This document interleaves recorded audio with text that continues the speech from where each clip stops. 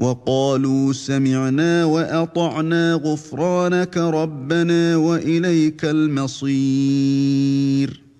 On a le hadith d'Abu Huraira, que vous connaissez tous, où le prophète Mohammed sallallahu alayhi wa sallam dit جاء رجل إلى النبي صلى الله عليه وسلم فقال هلكت يا رسول الله قال هلكت يا رسول الله قال وما أهلكك قال وقعت على امرأتي في رمضان فقال هل تجد ما تعتق رقبة قال لا قال فهل تستطيع أن تصوم شهرين متتابعين قال لا قال فهل تجد ما تطعم 60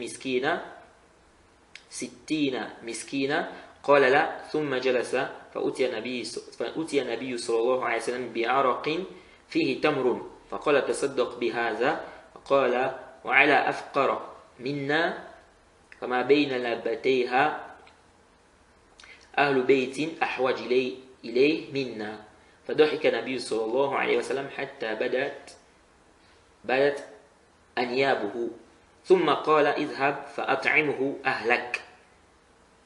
Alors on a un hadith authentique rapporté par Abi Daoud, Tirmidhi, Nasai, Ibn Majah, Ahmed, Bukhari, Muslim. Hadith d'Abu Huraira. Un homme est venu voir le prophète, il a dit j'ai péri, ô messager d'Allah.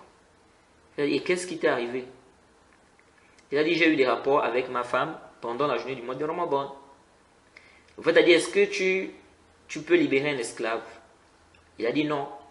Est-ce que tu peux jeûner 2 mois d'affilée? Il a dit non. Est-ce que tu peux nourrir 60 pauvres? Il a dit non. Puis il s'est assis. On a apporté au prophète Mohammed sallallahu alayhi wa sallam un panier de dattes. Il lui a donné, il a dit fais la sadaqa avec ça. Il a dit il y a pas plus. Est-ce qu'il y a quelqu'un qui est plus pauvre que nous ici? Le prophète a ri jusqu'à ce que ces molaires, jusqu'à laisser se découvrir ces molaires. Et il a dit, vas-y, nourris ta famille avec. Ce hadith, c'est un grand hadith. Ça nous parle de celui qui a des rapports sexuels avec sa femme pendant la journée du mois de Ramadan. Déjà dans ce hadith, on voit que ce n'est pas interdit de rire aux éclats. Parce qu'on voit que le prophète a ri, on dit au point de délaisser, ou bien de laisser se découvrir ses molaires. Donc si on voit les molaires, c'est qu'il a ri. Donc il n'y a pas de mal. De temps en temps, ça peut arriver que quelqu'un se mette à rire.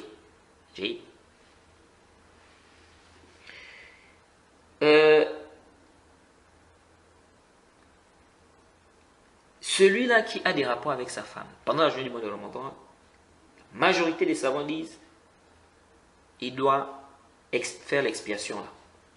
L'expiation qu'on a citée tout à l'heure dans le hadith. Libérer un esclave s'il ne peut pas jeûner 2 mois d'affilée, s'il ne peut pas nourrir 60 pauvres.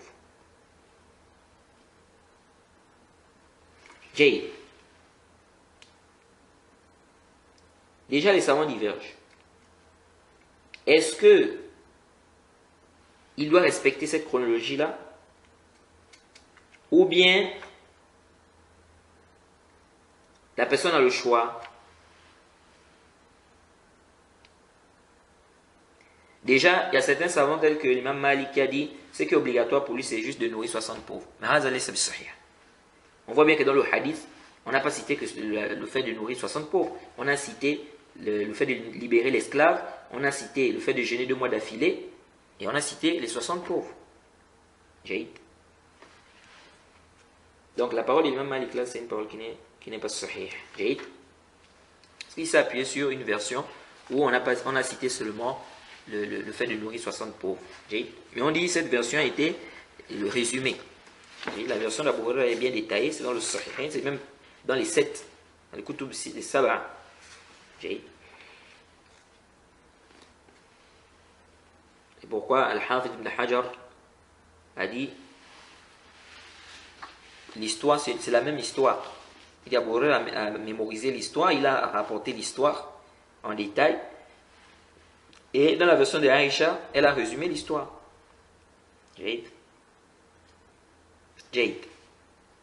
Maintenant le tartib. Est-ce que la personne doit respecter la chronologie là? D'abord libérer l'esclave, ensuite jeûner 2 mois d'affilée, ensuite nourrir 60 pauvres. La majorité des savants disent oui, il faut respecter cette chronologie là. Ça veut dire que tu dois d'abord libérer un esclave. Si tu ne peux pas, tu jeûnes 2 mois d'affilée. Si tu ne peux pas, en ce moment tu fais, tu nourris 60 pauvres. Ça c'est l'avis de la majorité des savants. D'autres ont dit c'est pas obligatoire. La personne a le choix. La personne choisit. Si elle veut, elle nourrit 60 pauvres. Si elle veut, elle libère un esclave. Si elle veut, elle jeûne 2 mois d'affilée. Pourquoi? Parce qu'ils ont dit qu'il y a une version qui est venue dans le Musnad Imam Ahmed. Ça a été rapporté aussi dans le Sahih Muslim, le hadith d'Abu Huraira, que le prophète Mohammed a ordonné à celui-là qui a eu des rapports sexuels avec sa femme pendant la journée du mois du Ramadan, il lui a demandé de faire l'expiation, de libérer un esclave, ou de jeûner 2 mois d'affilée, ou de nourrir 60 pauvres. Donc dans la version là de Muslim, on voit que c'est venu avec ou. Donc la conjonction de condamnation ou.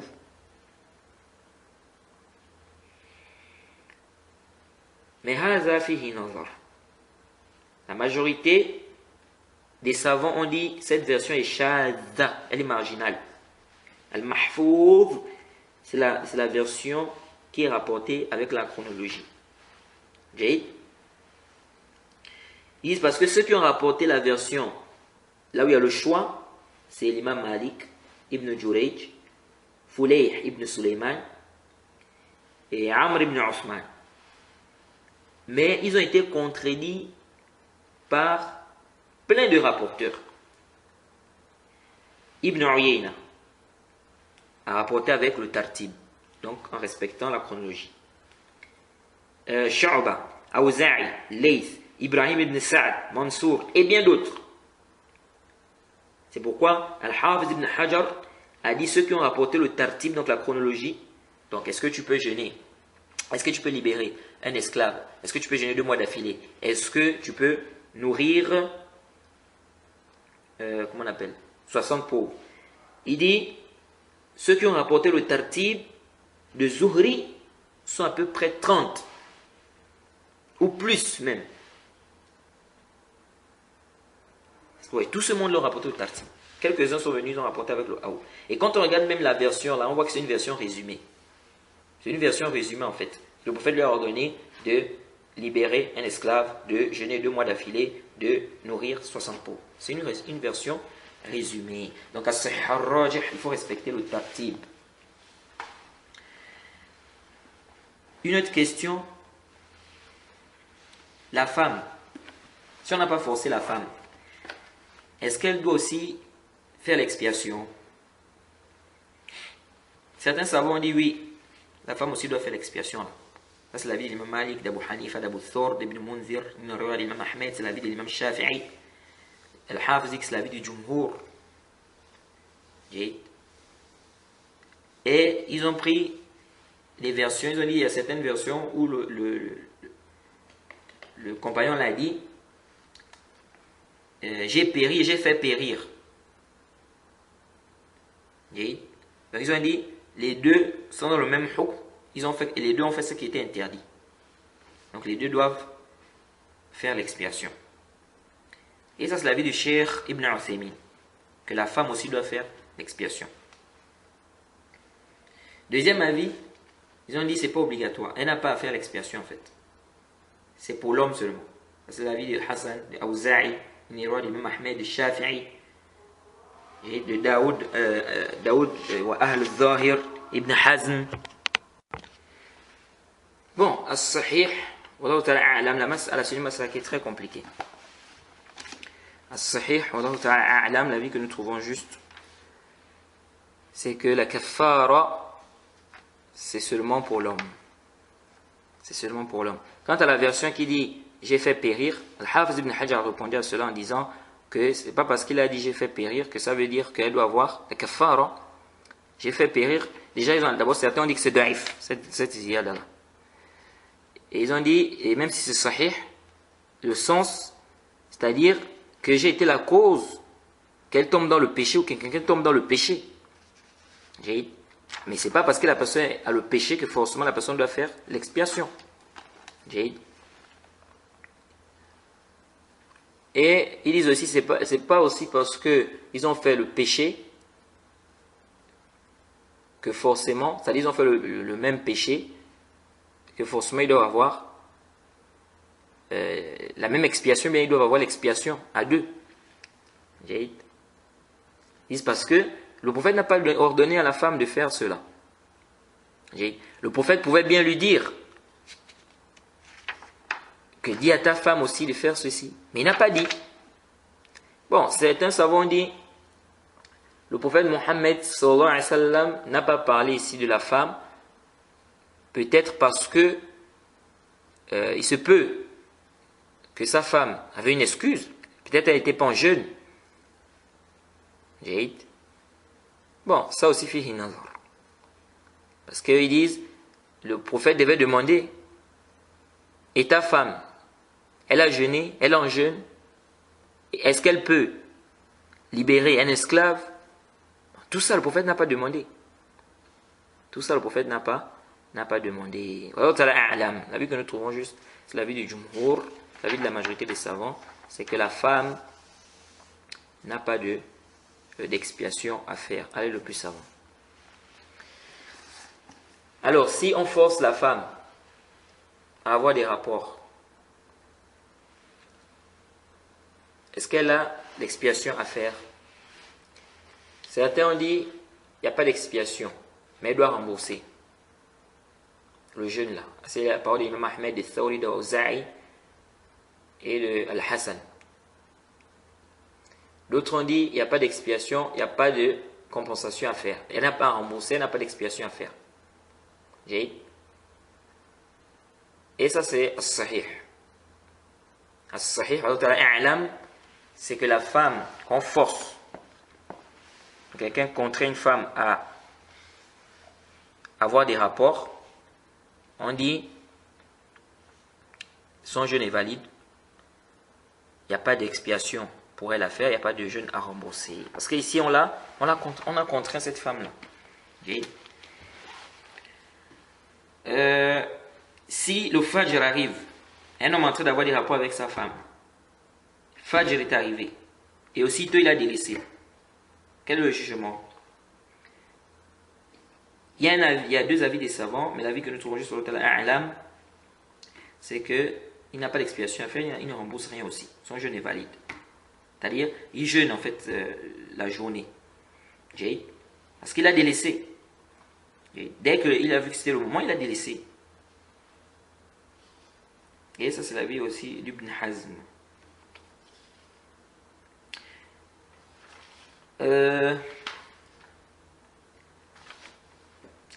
Celui qui a eu des rapports, mais il n'a pas fait l'expiation. Le lendemain, il a encore des rapports.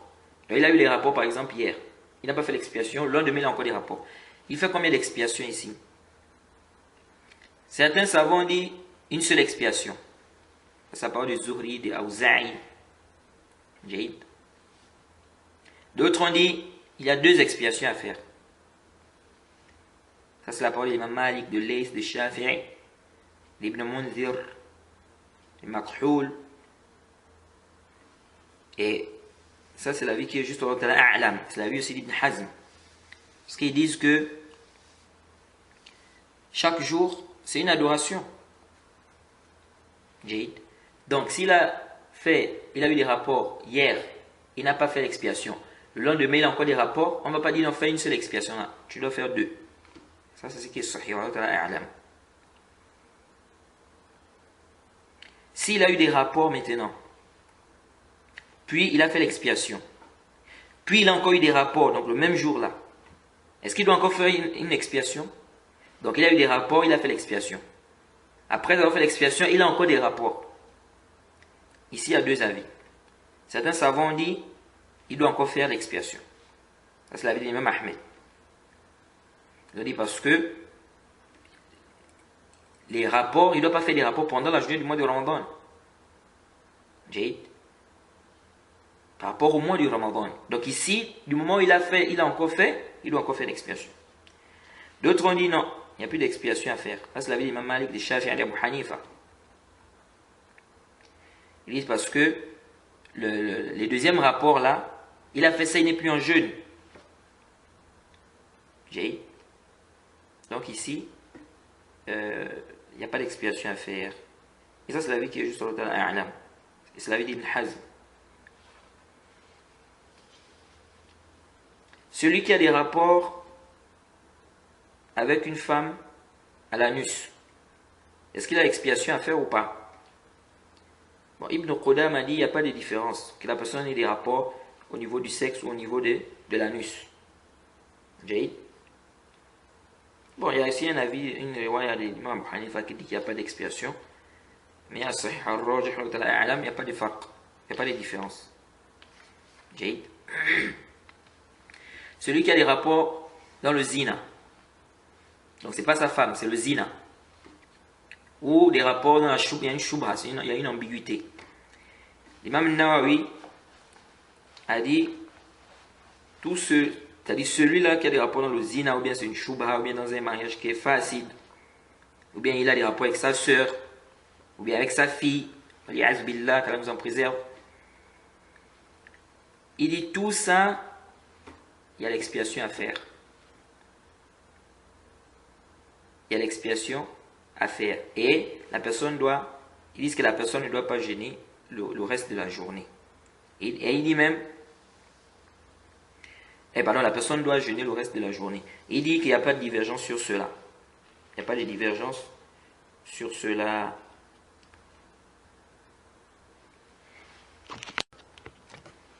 Celui qui a des rapports avec sa femme et il pense que le Fajr n'est pas encore arrivé, puis il se rend compte que le Fajr est déjà là. Quel est le hukm? Est-ce qu'il doit faire l'expiation? Donc il est en train d'avoir des rapports sexuels avec sa femme, il pense que c'est pas encore Fajr. Mais après il se rend compte que c'est déjà Fajr. Certains savants disent qu'il doit rembourser et il a l'expiation à faire. Ça c'est le mazhab d'Ahmed, mashhour dans le mazhab d'Ahmed. Deuxième avis, il doit rembourser, il n'y a pas d'expiation à faire. C'est un deuxième avis dans le mazhab de l'imam Ahmed. C'est le mazhab d'Abu Hanifa, de Malik, de Shafi'i. Troisième avis, il n'y a pas à rembourser et il n'y a pas d'expiation à faire. Et ça, c'est l'avis de certains salafs, Saïd ibn Jubayr, Mujahid, Hassan, Ishaq, Daoud. Et ça, c'est l'avis que nous trouvons juste sur l'autre A'lam. Et c'est l'avis du Cheikh l'Islam ibn Taymiyyah aussi. Donc lui, là, il n'a pas à rembourser quoi que ce soit, il n'a pas d'expiation aussi à faire. Parce qu'il pensait que c'était le moment. Il pensait que c'était encore le moment. Donc lui, là, il est excusé. Donc ici, il n'y a pas d'expiation.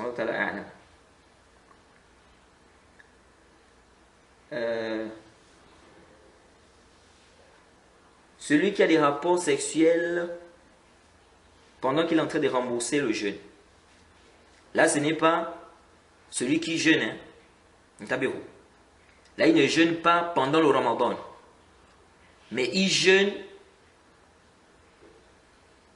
un jeûne de quoi? De remboursement. Il est en train de rembourser son jeûne, que ce soit le jeûne de Ramadan ou pas. Mais il ne jeûne pas pendant le Ramadan. Là, il est en train de rembourser le jeûne. En remboursant, il a des rapports avec sa femme. Ibn Abd al-Barr a dit il n'y a pas de qada, il n'a pas d'expiation à faire. Il dit c'est un ijma', sauf Qatada celui qui a contredit ça. Et ça, c'est ce qui est sahih, c'est qu'il n'y a pas d'expiation à faire. C'est-à-dire celui qui a des rapports sexuels avec sa femme alors qu'il est en train de rembourser un jeûne, il n'y a pas d'expiation. Parce qu'on dit le dalil est venu pour celui qui a des rapports avec sa femme pendant la journée du mois de Ramadan. On n'a pas de dalil concernant celui qui a des rapports pendant qu'il est en train de rembourser. Donc celui qui vient lui dire qu'il faut que celui qui rembourse, il fasse aussi la même expiation, on lui dit Aïna dalil. Donc il n'y a pas de dalil pour ça. Et ça c'est l'avis, on peut dire, du Jumhur ou de tous les savants. Parce que Ibn Abd al-Barr a dit sauf Qatada qui a contredit cela. C'est l'avis d'Ibn Hazm aussi, c'est l'avis de Cheikh Muqbil, c'est l'avis de Cheikh Ibn Usaymin.